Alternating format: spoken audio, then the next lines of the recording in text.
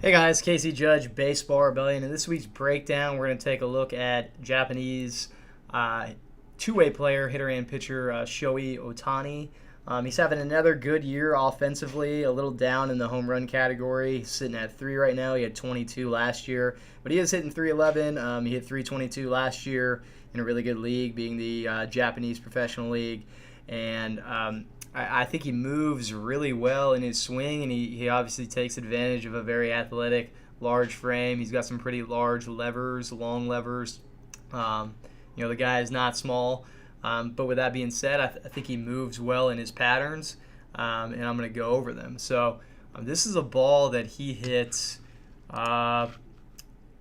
earlier in the season, I believe, and this ball actually went out of the stadium through the roof. So he utilizes he kind of shifts back into his back leg, he coils into that back leg, and then he starts to row his upper body. Now I want to make clear, like everyone talks about the scap move and the row move, that move, why the hands go backwards in the swing, is because the scap is pulling towards the spine, and that moves the elbow, which moves the hands. So he keeps a very, very good. He saves his back leg really late in his swing, meaning like he's still in his back leg, still there, hasn't given up internal rotation in his back leg, and then he goes very late.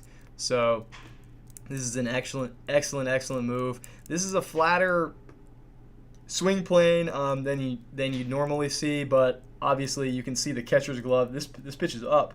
This pitch is up. Otani's not a small guy, and he has to go up the ladder to get this one. So I see a lot of arguments on Twitter.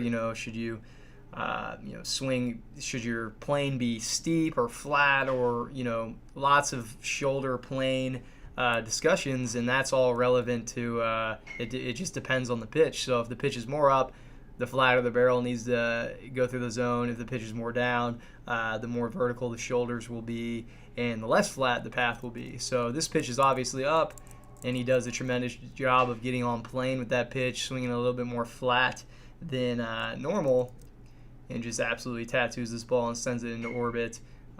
Crazy deep turn, pulls the back foot through, finishes his turn all the way, shows his numbers to home plate. High back shoulder center field. I mean, this is all very, very good, very elite patterns, I would say. He's not a big mover because he's a big guy, so he can move pretty reserved.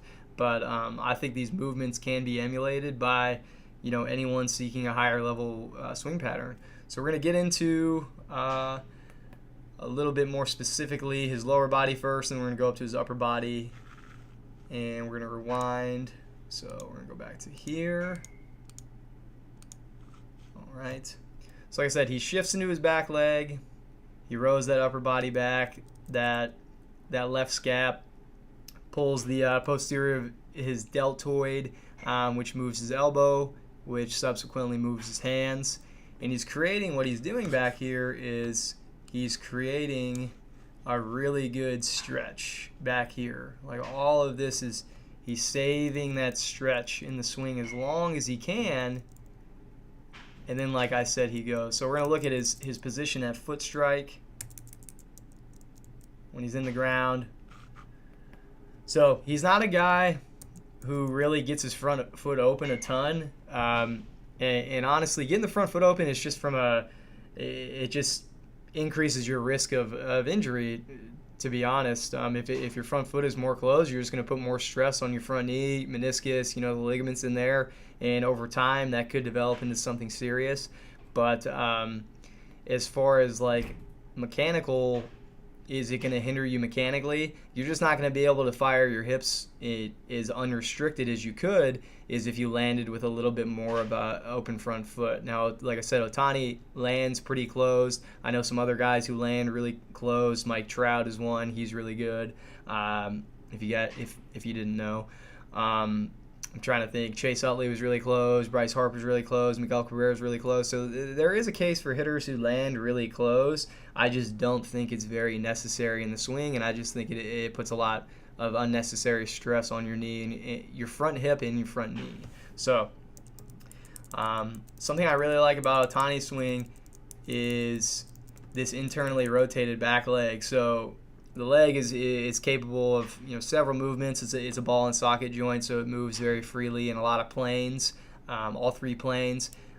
Internal rotation of the back leg is something not a lot of people are too familiar with. I would say they talk about unrestricted hip motion and turning, but really it's this back leg keeping internal rotation as long as you can, which is going to set up unrestricted hip motion, hip movement in the swing. So he's allowed to, he gets away with a closed front foot because he's got some crazy internal rotation in his rear hip.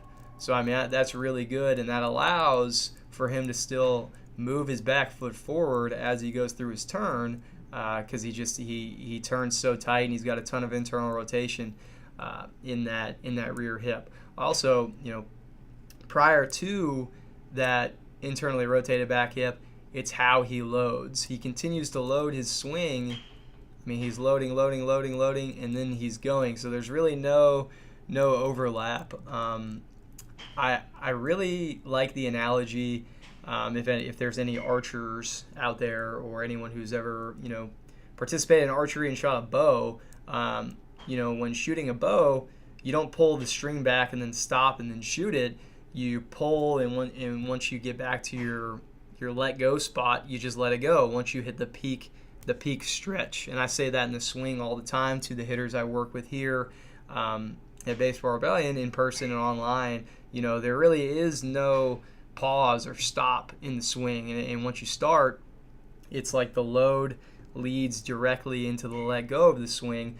Another analogy I use is a wave. I know our old pitching instructor Justin Orenduff and then Dave talk about this all the time with their pitchers. The pitching motion is like pitching and hitting are very similar, and in regards to movement patterns. And if you want to think of it like if you need a nature reference, I would say the swing is a lot like a wave. As a wave builds up, it builds very gradual, and then once it hits its peak and turns over, it crashes very violently. So Otani, kind of tying that back into the swing, he's loading very, very easy, and then when it's time to go, he goes and he turns super fast.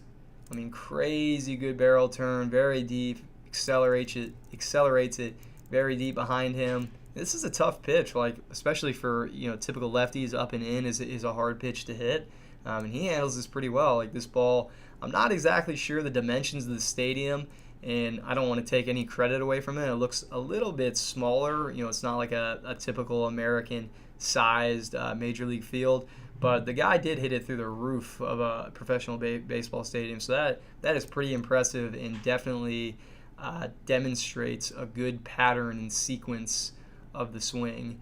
And to play it out, to end it, I just want to show this swing in slow motion because it is absolutely beautiful, the whole thing.